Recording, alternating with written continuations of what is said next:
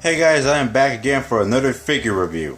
Now this is a little bit different, and I guess you already knew by the title, but this is something I decided to do for, well, the 30th anniversary of The Little Mermaid, which is a movie that I just recently started to get so obsessed over because I had no idea that I could literally get myself so obsessed over a great movie that literally was that great. Okay, okay, I would probably be talking about that in another story later on, but right now, yeah, so I decided to do this a little bit more expansive on my channel, like other than doing just Star Wars reviews, Indiana Jones reviews, or other reviews like different figures. Like I could start doing a little bit more. So we're gonna go ahead and take a look at this figure I required as a bonus for picking up the Jurassic World Ceratops, and it's I'm not sure what to call it though, but I might do more research about this figure line.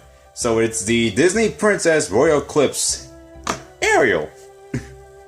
I couldn't resist. I had to pick it up. She looks cute, especially in this small figure form. I compared the size of the figure. It looks like to be at the same scale as a 3 3/4 inch action figure. But yeah, again, this is just basically I guess you could say it is a doll. I'm not really sure. But although I picked this up because not only I'm a fan of The Little Mermaid, I just really could start doing some collecting for this particular figures. I mean, again, it's only my interest level, so I really am a fan of Ariel. She's absolutely one of my new favorite characters I've recently grown an attachment towards. So let's start off the bottom of the package though, because again, I've been trying to wait to do the review before opening it, just to get the good look. So over here you got this really wonderful artwork of Ariel on the side, Disney Princess logo, with the Hasbro logo, and hey, this is another figure I'm reviewing from Hasbro, so it doesn't have to always be Star Wars or Jurassic Park, or Jurassic World 2015, you don't want me to go there. Anyways, Royal Eclipse, which is the figure's dress, is removable, and of course the package does have this really wonderful looking style. I mean, I ain't gonna lie, I really do like the way the style looks, even though it's mainly targeted for female audiences, or just little girls, usually the sort, but yet again, I am a fan of Ariel, so I thought it'd really be cool to pick this up and see the figure in there so far, in this plastic bubble. And at the back side, we got Royal Eclipse in, I guess, multiple languages as well. Slide into style, Disney Princess logo at the top, Ariel. It is also this clip again. It's actually kind of like, it just moves like that, but that's how it looks. On the bottom here, there's really nothing else to say here, and sorry for that little mess up. I'm just trying to hold this up as much as possible, but anyways, here's the overall overview of the figure, and yeah, and it has our logo down there. So this is my first time going into reviewing these kinds of figures, and bear with me, I'm not really great at reviewing these kinds of figures because this is the first time I'm going to go ahead and take a look at this. Okay, so here is the Magiclip Royal Eclipse Disney Princess Ariel out the package. And yeah, we're at day 2 because day 1, the rest of the recording of the review kind of felt a little too dang awkward, so I might as well go ahead and do this again, and I think I can get the hang of this so far. So yeah, anyway, so this is the figure out the package, and I honestly am impressed with the overall figure and overall its cuteness level. That's basically one of the reasons why I picked it up. And I am also fond of the detail of the overall figure as well.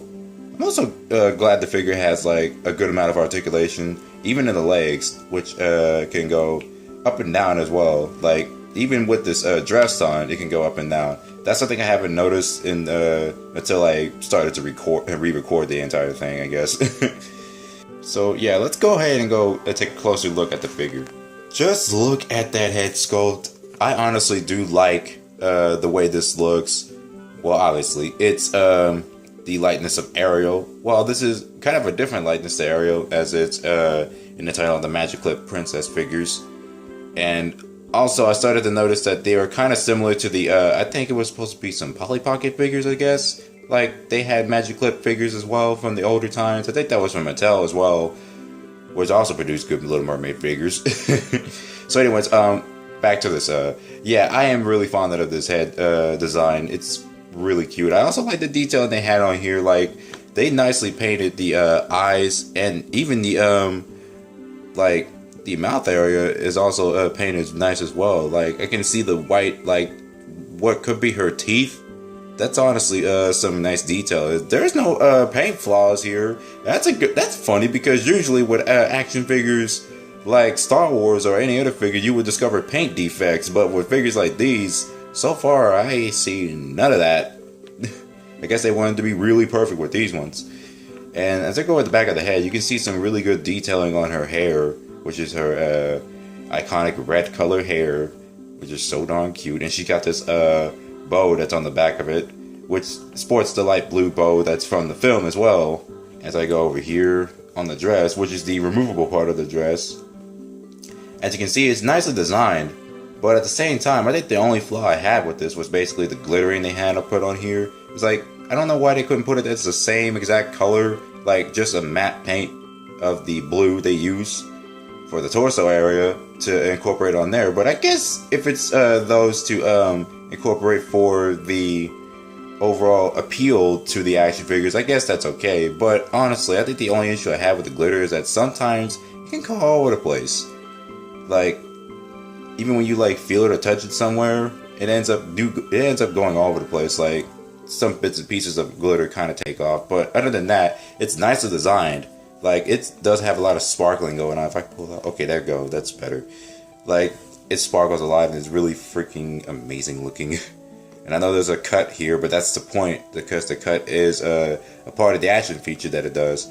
As I go down, the dress has some nice detail as well from down here, which is obviously better painted, I would say. And there is a variant that I discovered of this figure, which is a different color other than just the color they have. So this is basically the 2018 release, and I bet the other one was a previously released. Oh, there's a glitter piece right there. Like I said before, there's some, like I said about the glitter. There we go, got that off. Anyway, so yeah, again, there's nice detailing here. I really do like how the dress is designed.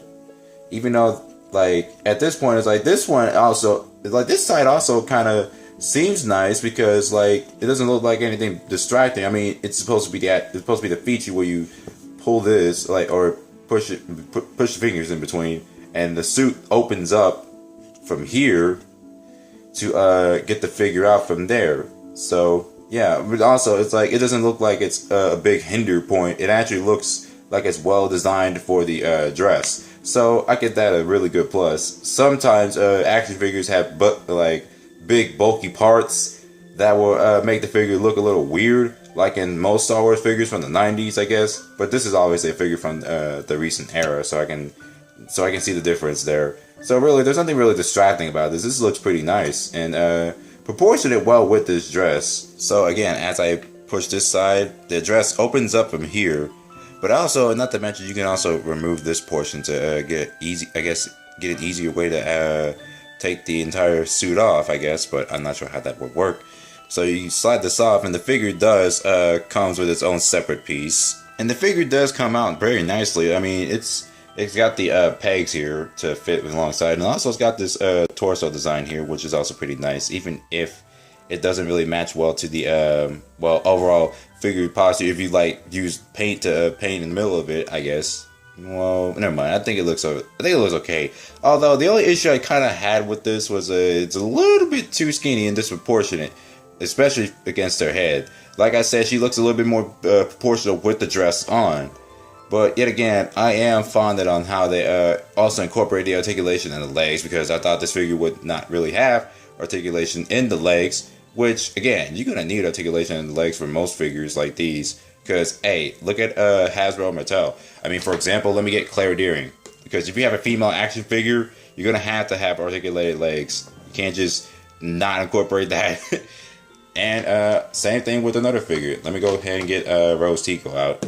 And also, for size comparison, if you want to know how tall she is, she's exactly the same size, and both these figures came out in the same year. Oh wait, this came out in 2017. Never mind. But still, both of these came out the same year, and they on the same scale. Even though I think Rose is a tiny bit shorter, but yet again, not to matter that. And here she is up against Rey, which is another figure that I liked. So as you can see, Rey is a bit taller than Ariel, and we get another Star Wars figure out from 2000. Which is the Power of the Jedi General Leia. And again, she's taller than Ariel. Like, the reason I'm just making these Star Wars comparisons is because, well, both Star Wars and, yeah, you know, they're both owned by Disney. Anyway, so yeah, that's what the general thing I was going to go for. But let's go get a closer look at the figure again.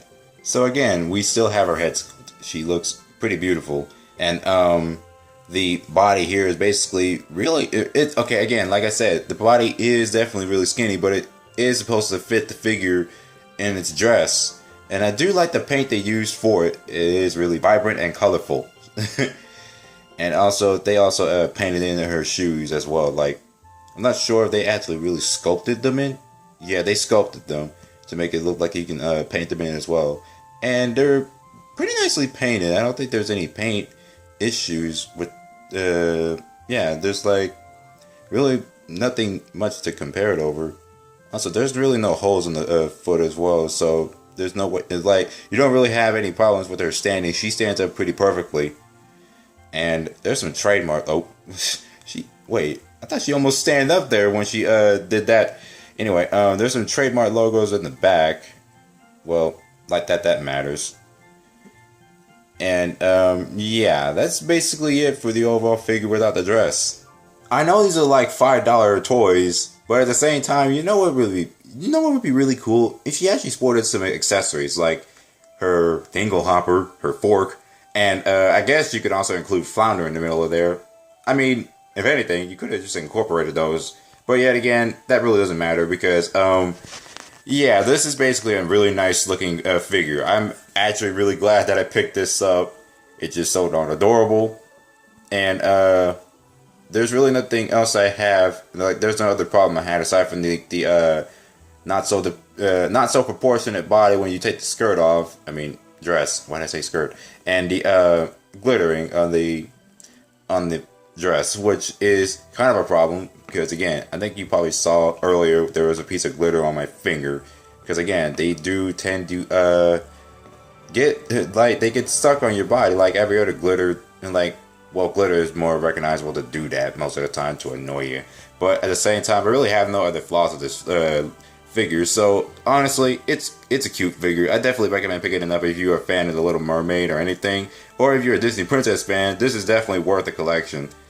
So this is all for the review. I hope you guys enjoyed it, and so yeah, I'll be seeing you guys later on another review of these kinds of figures.